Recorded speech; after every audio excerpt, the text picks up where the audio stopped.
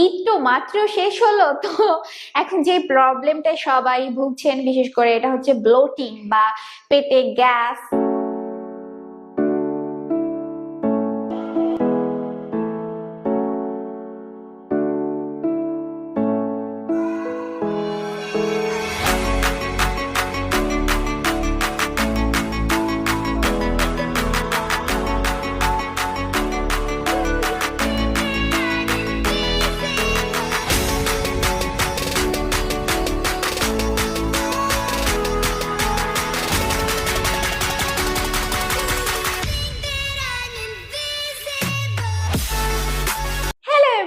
আসসালামু আলাইকুম, কেমন আছেন আপনারা? আশা করি ভালো আছেন, সুস্থ আছেন। আজকে একটা ছোট্ট ভিডিও নিয়ে এসেছি আপনাদের সামনে, কারণ এটা নিয়ে আমি কিছু কমেন্ট পাচ্ছিলাম। ঈদ তো মাত্র শেষ হলো, তো এখন যে প্রবলেমটা সবাই ভুগছেন বিশেষ করে এটা হচ্ছে ব্লোটিং বা পেটে গ্যাস। ডায়েট করেন, এক্সারসাইজ করেন, কিন্তু একটা বিষয় মানে তবু ওজন কমতে চায় না বা পেটটা ফুলে থাকে। আপনাকে বুঝতে হবে যে এই ফুলে থাকাটা কি বেলি ফ্যাটের জন্য নাকি ব্লোটিং এর কারণে। কারণ অনেক সময় দেখা যায় যে আমাদের বিভিন্ন ফেস্টিভ্যাল যায় তখন, বা বিয়ে শাদী বিভিন্ন অনুষ্ঠানে দাওয়াত খাওয়ার পরে দেখা যায় যে আমাদের বডিতে ওয়াটার রিটেনশন হয়। অনেক সময় দেখা যায় যে এই খাওয়া দাওয়ার পর ঘুম থেকে উঠে সকালবেলা মুখটা ফুলে এত বড় হয়ে গেছে, পেটটা ফুলে বড় হয়ে গেছে, কিংবা এই যে আমরা যখন রিং পরি এই রিংগুলো টাইট লাগে, ওজন মেশিনে তারপর দাঁড়ানো হয়, দেখা যায় যে 2 কেজি ওজন বেড়ে গেছে। তো আপনারা ভয় পেয়ে যান যে একদিন খেলাম বা 2 দিন খেলাম তাতে আমার 2 কেজি ওজন বেড়ে গেল। তো এখানে ভয় পাওয়ার কিছু না, এটা আসলে ফ্যাট না, ওজন বেড়ে যাওয়া না।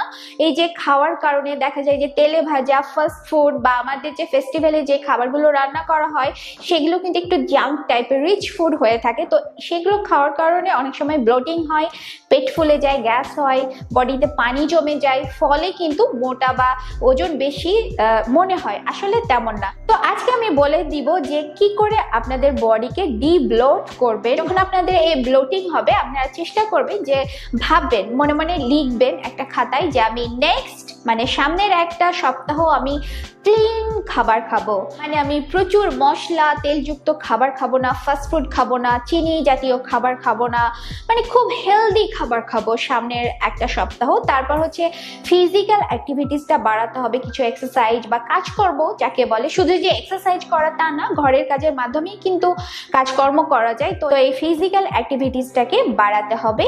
তাছাড়া হচ্ছে প্রচুর পরিমাণে পানি খেতে হবে। আপনার যদি সম্ভব হয় প্রতিবার খাবার পরে 1 গ্লাস করে কুসুম গরম পানি খাবেন। এটাও আপনাদের বডিকে ডিপ্লোট করতে সাহায্য করবে বা ওয়াটার রিটেনশনের মাধ্যমে যে মনে হয় যে ওজনটা বেশি দেখায় সেটা কমাতে হেল্প করবে। তাছাড়া আপনারা করবেন যে পেটে যখন অনেক গ্যাস হয়ে যায় বা ফুলে যায় তখন আপনারা তকমা দানা পানিতে ভিজিয়ে খেতে পারেন, এটাও কিন্তু এই গ্যাস রিলিফ করতে হেল্প করবে।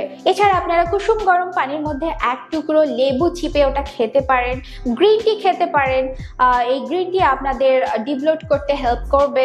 সোডিয়াম ইনটেক কম করবেন, মানে অতিরিক্ত লবণ খাবেন না। অনেকের অভ্যাস থাকে না ভর্তা বা বিভিন্ন টক ফল লবণ দিয়ে মাখিয়ে মাখিয়ে খাওয়া, তো এই এক্সট্রা কাঁচা লবণটা আপনারা খাবেন না। তরকারিতেও চেষ্টা করবেন খুব অল্প পরিমাণে লবণ দেওয়ার। চিনি যেমন আমাদের জন্য ক্ষতিকর, ঠিক তেমনি ভাবে অতিরিক্ত লবণটাও কিন্তু আমাদের জন্য ক্ষতিকর।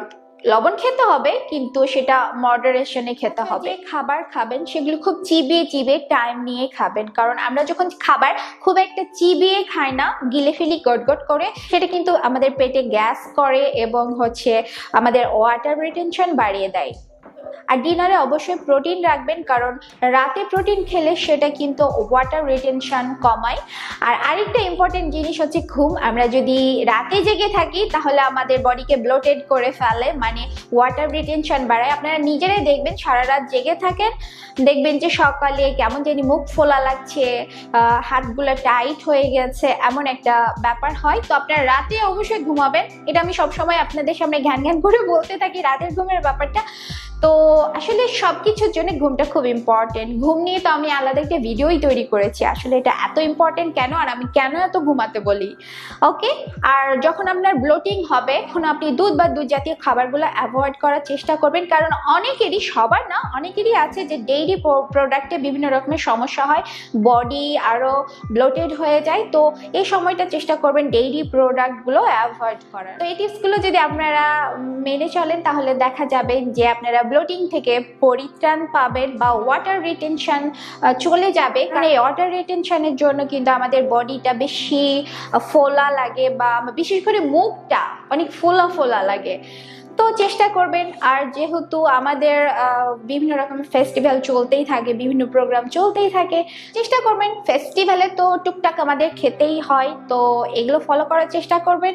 তাহলে আজকে আমি এখানে শেষ করছি। আর ভিডিওটি ভালো লেগে থাকলে অবশ্যই লাইক দিবেন, অবশ্যই লাইক দিতে হবে, আর সাবস্ক্রাইবও করবেন অবশ্যই। যারা নতুন আমার চ্যানেলে তারা আরও সাবস্ক্রাইব করবেন, কারণ আমি লক্ষ্য করেছি আমার ভিডিও অনেকেই দেখেন যারা আমার সাবস্ক্রাইবার না। তো প্লিজ আপনারা সাবস্ক্রাইব করে ফেলবেন আমার চ্যানেলটা। তাহলে আজকের মতো এখানেই শেষ করছি। ভালো থাকবেন, সুস্থ থাকবেন, আল্লাহ হাফেজ।